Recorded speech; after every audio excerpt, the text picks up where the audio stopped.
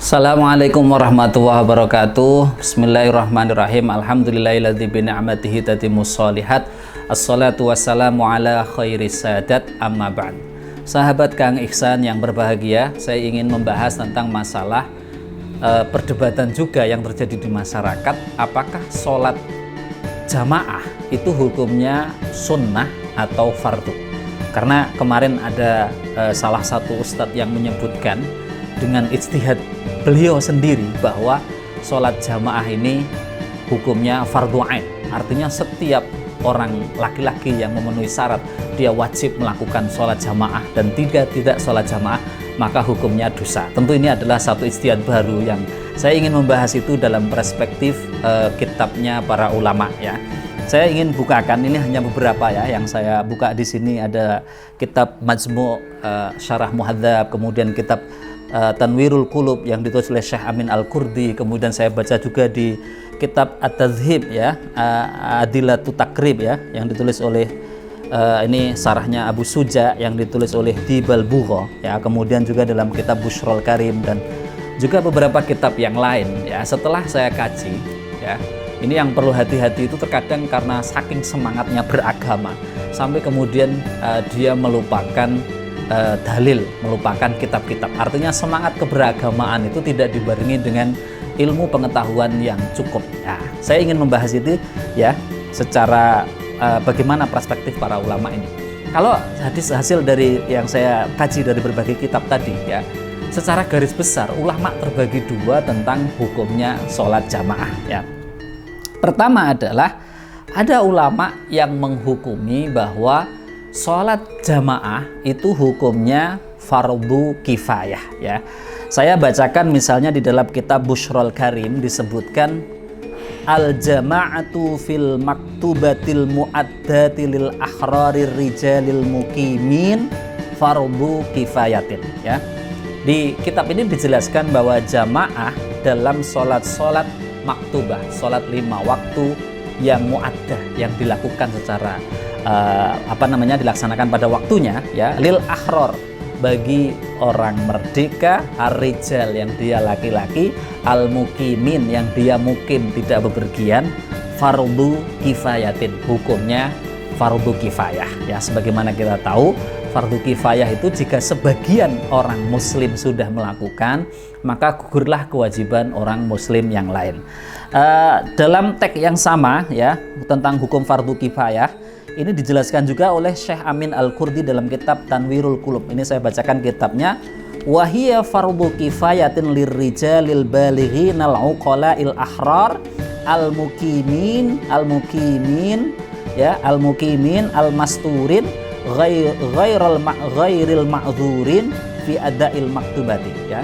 Jadi di sini persyaratannya lebih lengkap lagi, disebutkan bahwa hukum sholat jamaah wahiyah fardu kifayatin, itu adalah fardu kifayah bagi laki-laki yang sudah balik, berakal, merdeka, dia mukim, tidak melakukan perjalanan, dan dia punya baju untuk menutupi auratnya, serta ghairil ma'dzur, dan dia tidak ada uzur untuk melakukan sholat maktubah atau sholat wajib ini. Artinya kalau ada uzur maka hukum fardu kifayah itu tidak mengenai dia gitu loh. Uzur itu seperti yang sudah saya jelaskan dalam bab tentang Jumatan, itu ada tentang sakit, uzur ketakutan, uzur hujan deras, uzur karena ada angin topan, uzur karena kegelapan malam yang sangat menakutkan dan lain sebagainya ya. Nanti ada bab khusus tentang a'dzarus sholah, uzur dari sholat itu. Ini pendapat pertama mengatakan bahwa sholat jamaah sholat itu hukumnya fardu kifayah.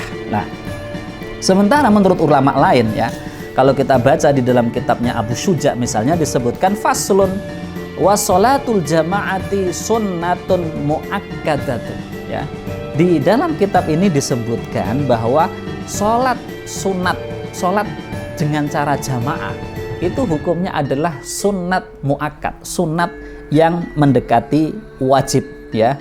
Kemudian di dalam sarahnya disebutkan lirrijali wan nisa'i, baik bagi laki-laki maupun bagi perempuan ya. Jadi ini tidak membedakan laki-laki dan perempuan ya. Kalau fardu kifayah tadi rata-rata hanya untuk laki-laki saja, tetapi dalam kitabnya Abu Suja yang kemudian disarai oleh Dibal Bugha ini Bagi laki-laki, lirijali wan nisa, baik bagi laki-laki maupun perempuan, sholat jamaah itu hukumnya adalah sunnat muakkad ya. Salah satu fadilah jamaah yang disebutkan di sini ya di dalam di dalam hadis ini misalnya adalah dari sahabat Abdullah ibnu Umar radhiyallahu anhu anna Rasulullah sallallahu alaihi wasallam qala sholatul jama'ati tafdulu sholatal fadhi bi sab'in wa ishrina darajatan. Sholat jamaah itu lebih utama, lebih mengungguli keutamaannya dibandingkan sholat sendirian dengan 70 derajat. Walaupun dalam tulisan Tibal Bugha selanjutnya beliau mengatakan wal asahhu annaha fardhu kifayatin fi haqqir rijalil mukimin ya, dan yang paling sahih menurut Tibal Bugha adalah annaha fardhu kifayah. Itu adalah fardhu kifayah fi haqqir rijalil mukimin, bagi para laki-laki yang mukim ya, yang memenuhi syarat yang sebagaimana disebutkan oleh dalam kitab Syekh Amin Al-Qurti tadi. Jadi secara garis besar ya, jamaah itu ada dua ya, tapi pendapat yang paling kuat mengatakan bahwa jamaah itu fardu kifayah. Artinya ketika satu kampung yang ada masjid itu sudah ada yang jamaah, sedikit orang atau sebagian orang, maka kewajiban jamaah itu gugur bagi yang lain gitu. Sementara pendapat yang lain mengatakan bahwa jamaah itu fardu jamaah itu adalah sunnat muakkad, sunat yang sangat dikukuhkan, sunat yang mendekati wajib. Tetapi sekali lagi saya tidak setuju dengan pendapat ustadz yang mengatakan bahwa jamaah itu fardu ain atau fardu bagi setiap orang.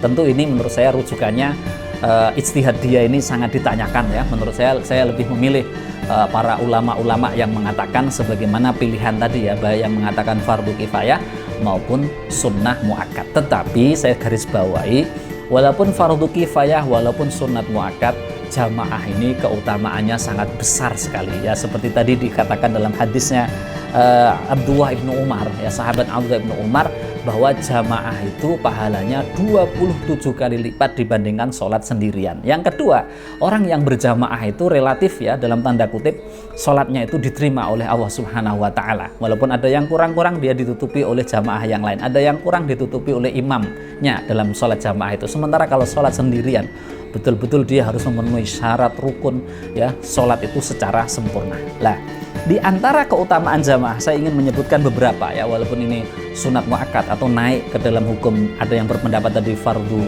kifayah ya.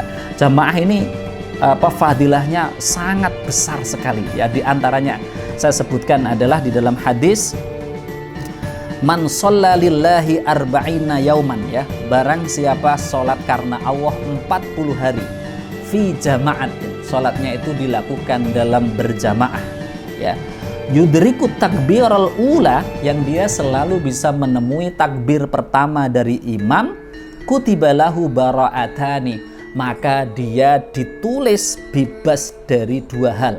Pertama adalah bara'atum minan nar, pertama dia dihukumi bebas dari api neraka, wa bara'atum minan nifak, dan dia dihukumi bebas dari penyakit munafik. Akhrajahu Tirmidzi, dikeluarkan ya, hadis ini dikeluarkan dalam kitabnya hadis Imam Sunan At-Tirmidzi yang ditulis oleh Imam At-Tirmidzi. Ini artinya bahwa pahala jamaah ini sangat luar biasa besar gitu. Kemudian di dalam hadis yang lain Nabi juga bersabda, innar rajula idza shalla ma'al imam ya, bahwasanya seseorang ketika apabila dia sholat bersama dengan imam, hatta yang sorifal imam, sehingga imam itu pulang ya, kutibalahu qiyamul lailatin, dia ditulis sebagaimana orang yang melakukan qiyamul lail, melakukan sholat malam, sholat tahajud. Akhrajahu Abu Dawud wa ghairuhu, hadis ini dikeluarkan oleh Imam Abu Dawud dan lainnya. Nah, ini artinya penting sekali ya orang itu untuk melakukan sholat berjamaah ya, walaupun tadi secara hukum pilihannya ada sunat muakkad, ada fardu kifayah, tetapi jamaah ini memiliki fadilah yang sangat besar. Saya mengajak untuk dilakukan jamaah ya, diusahakan di masjid. Jika memang terlalu berat bisa diturunkan jamaah, kalau dalam kondisi sekarang COVID-19 atau virus corona ini ya, berjamaah di rumah bersama dengan anak dan istri. Karena di dalam hadis yang lain itu juga ada ya sedikit ada ancaman ya, orang yang tidak berjamaah ini disebutkan misalnya di dalam sebuah hadis, ma min thalathatin fi qaryatin aw badwin, ya.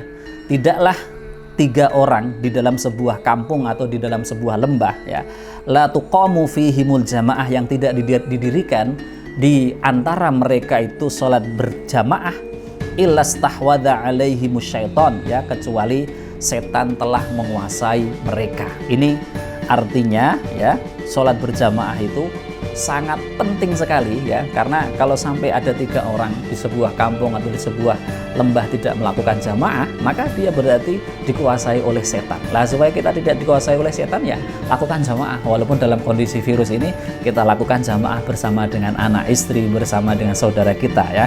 Kemudian di dalam hadis yang lain disebutkan, fa'alaika bil jamaah fa innama ya'kulu dhi'bu minal ghanamil qasiyah. Kamu harus melakukan jamaah karena sesungguhnya serigala itu akan memakan domba yang dombanya memisahkan diri. Artinya dia sendiri berpisah dari rombongannya, baru dia yang dimakan dimakan oleh serigala. Rawahu Ahmad wa ghairuhu. Hadis ini diriwayatkan oleh Imam Ahmad dan lainnya. Ini artinya walaupun jamaah tadi sudah saya jelaskan secara garis besar, ulama menghukumi sebagai sunat muakkad, ada yang menghukumi sebagai fardu kifayah, tetapi selagi kita punya kesempatan, tidak ada uzur, ya, yang mengganggu kita, laksanakanlah sholat itu dengan berjamaah, ya.